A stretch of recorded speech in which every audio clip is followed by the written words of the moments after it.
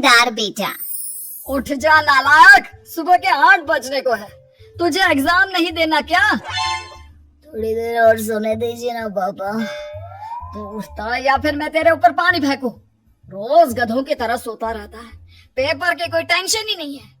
और एक हमारा समय था जब हम पेपर में फेल होने के डर से रात भर पढ़ा करते थे, सो ही नहीं पाते थे।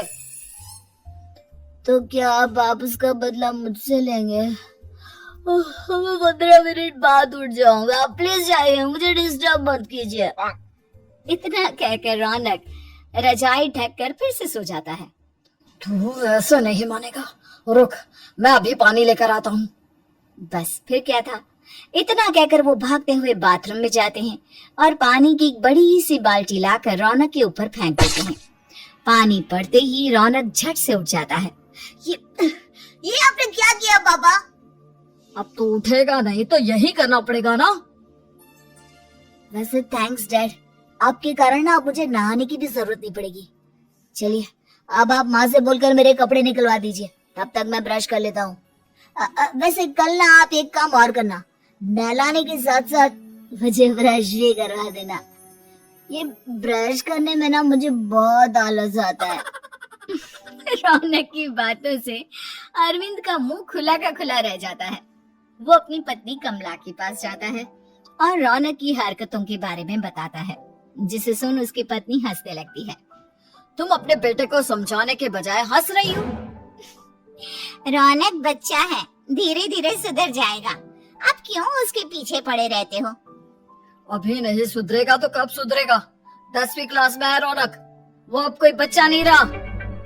अरविंद की इतना बोलते ही वहाँ रौनक भी आ जाता है। क्या डैड, मैंने आपको एक काम दिया था वो भी नहीं हुआ आपसे। अरे क्या हुआ बेटा?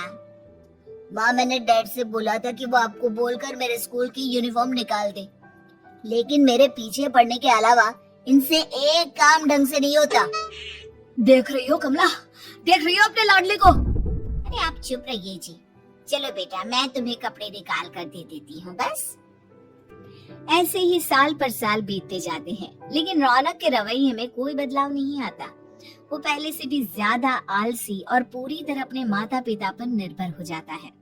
2 साल बाद पता नहीं कहाँ गायब रहता है पूरे दिन, अब तक तो आ जाना चाहिए था।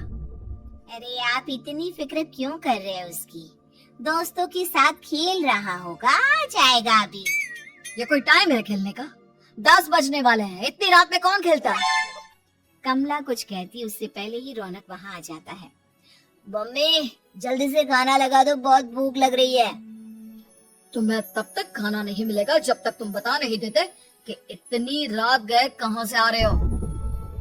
ओह प्लीज डैड, अब आप एसीपी प्रद्युमन बनकर मेरे सर पर बंदूक लेकर मत बैठ जाना।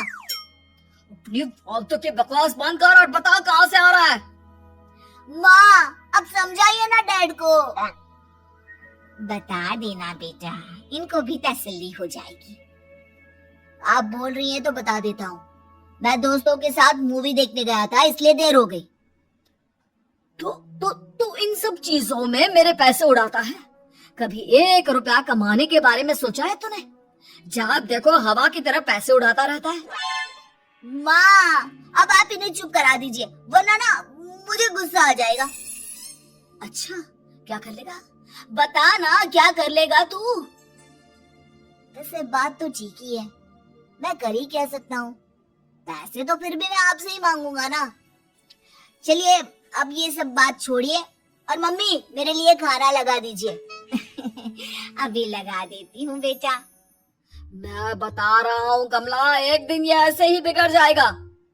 उफ़ो, आप क्यों इतना पीछे पड़े रहते हो मेरे बच्चे के?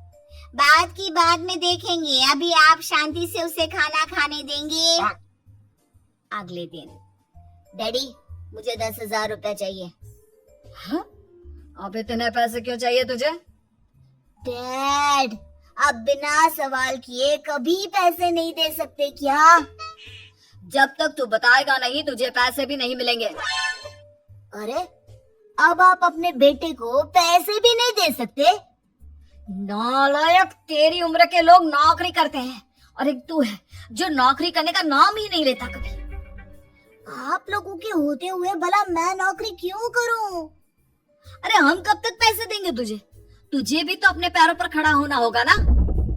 कौन सा उधार के पैरों पर खड़ा हूँ? अपने ही तो पैरों पर खड़ा हूँ मैं। इसी तरह रौनक दिन प्रतिदिन लापरवाह होता जाता है। उसकी लापरवाही को देखते हुए अरविंद और कमला अपने बेटे की शादी कराने का फैसला लेते हैं और 1 महीने के अंदर अंदर ही रौनक की शादी मेघा नाम की लड़की से करा देते हैं। शादी के कुछ दिन बाद, रौनक, मुझे एक अच्छी सी साड़ी चाहिए, आप ला दोगी ना? हाँ, क्यों नहीं। कितने तक की आती है साड़ी? यही करीब 5,000 तक की। तुम चिंता मत करो, मैं आज ही डैडी से पैसे मांगकर तुम्हारे लिए साड़ी ले आऊंगा। आप कब तक ऐसे ही अपने पापा से पैसे मांगते रहेंगी? कोई अच्छी सी नौकरी क्यों नहीं कर लेते आप? अरे डैड के होते हुए मुझे नौकरी करने की जरूरत ही क्या है? फिर आप ऐसे कब तक उनसे पैसे मांगते रहेंगे? कुछ आपको अपने दम पर भी तो करना होगा ना। अब तुम भी बाकी लोगों की तरह मुझे ज्ञान देना शुरू मत कर देना। साड़ी चाहिए ना तुम्हें, मिल जाएगी बस। इतना कहकर रौनक अपने पिता से पैसे मांगने चला जाता है। डैडी, मुझे 5,000 रुपया चाहिए। अब 5,000 क्यों चाहिए तुझे? वो मेघा को साड़ी चाहिए थी। अरविंद आगे बिना कुछ कहे चुपचाप उसे पैसे निकाल कर दे देता है। कुछ दिन बाद, तुम्हें नहीं लगता कमला, रौनक हम पर पहले से भी ज्यादा डिपेंड हो गया है? मुझे तो अब उसके भविष्य की चिंता होने लगी है। कल को हमें कुछ हो गया तो वो क्या करेगा? काश तुमने पहले ये सोच लिया होता तो आज हमारा बेटा इतना लापरवाह नहीं होता। तब मुझे कहाँ पता था कि मेरा लाड प्यार उसे इतना बिगाड़ देगा कि वो इस हद तक लापरवाह बन जाएगा। कोई बात नहीं, अभी भी देर नहीं हुई। मुझे पता है उसे कैसे सुधारा जा सकता है। कैसे? अरविंद कुछ कहता उससे पहले रौनक वहां आ जाता है और पैसों के लिए हाथ फैलाने लगता है। डैड, मैं और मेघा बाहर घूमने जाना चाहते हैं। अरे वाह, ये आज सूरज कहाँ से निकला है? Dad please. अच्छा चलो अब मुद्दे की बात करो। मुझे अब 25,000 चाहिए। अब तुम्हें 1 रुपया भी नहीं मिलने वाला। अगर तुम्हें पैसों की इतनी ही जरूरत है तो कोई ढंग की नौकरी कर लो। मम्मी, आप कुछ कहिए ना डैड को। बेटा, वो गलत क्या बोल रहे हैं? ये सब हम तेरे भले के लिए ही तो कर रहे हैं। मम्मा, मैंने बताया ना आपको, मुझे नहीं करनी कोई जॉब वॉब। तो ठीक है, निकल जाओ हमारे घर से। तुम्हारे जैसे लोगों के लिए मैंने ये घर खड़ा नहीं किया है। जितना ये घर आपका है ना, उतना ही मेरा भी है। मैं कहीं नहीं जाने वाला। जाना तो पड़ेगा ही तुझे, क्योंकि अब मैं तेरा कोई भी खर्चा नहीं उठाने वाला।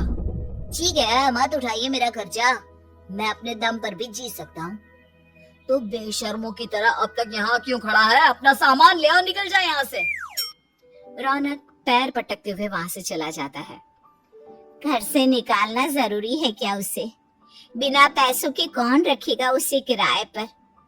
अगर उसका भविष्य सुधारना है तो हमें अपने दिल पर पत्थर रखकर ये कदम उठाना ही होगा। दोनों बात कर रहे होते हैं कि रौनक अपनी पत्नी के साथ एक बड़ा सा बैग लेकर घर से निकल जाता है, लेकिन घर से बाहर उसे कोई भी मुफ्त में अपने घर किराए पर नहीं रखता। अंत में थक हार कर वो फिर से अपने घर चला जाता है। क्या हुआ? थोड़ी देर पहले तो दहाड़ते हुए घर से निकला था, अब क्या हुआ? नहीं रखा ना किसी ने तुझे किराए पर? डैड प्लीज, मैं कुछ दिनों में कोई अच्छी सी नौकरी शुरू कर दूंगा। आप तब तक तो हमें रख लीजिए प्लीज। सुबह से रात हो चुकी है लेकिन कोई हमें रखने को राजी नहीं है। अब आप ही बताइए, इतनी रात को मैं मेघा को लेकर कहाँ जाऊंगा? ठीक है ठीक है, बहू की वजह से मैं तुझे घर पर रख रहा हूँ, लेकिन तू इस घर में एक बेटे की नहीं बल्कि एक किराएदार की हैसियत से रहेगा। 3 महीने है तेरे पास। इन 3 महीनों के अंदर अंदर मुझे तेरी पहली तनख्वाह हाथ में चाहिए, समझ गया? पक्का डैड, इन 3 महीनों के अंदर अंदर तो कोई बढ़िया सी नौकरी ढूंढ ही लूंगा मैं। ऐसे ही धीरे धीरे समय बीतने लगता है और अरविंद के दिए 3 महीनों में से 2 महीने बीत चुके होते हैं। पापा जी ने हमें 3 महीने दिए थे, जिसमें से 2 महीने तो बीत चुके हैं। अब ये आखिरी महीना बचा है। अरे तुम चिंता मत करो, आज मेरा ना 2 जगह इंटरव्यू है, दोनों में से कहीं ना कहीं तो जॉब लग ही जाएगी। अच्छा, all the best. Raunak interview के लिए निकल जाता है, जिसके बाद शाम में रौनक घर आता है। कैसा गया इंटरव्यू? आपकी नौकरी लगी या नहीं? अरे पहले सांस तो ले लेने दो अच्छे से। बताइए ना, मुझसे तो जरा भी इंतजार नहीं हो रहा है। वो दरअसल बात यह है कि मेरी नौकरी तो लग चुकी है, लेकिन पैसे बहुत कम है। कितने पैसे हैं? 15,000।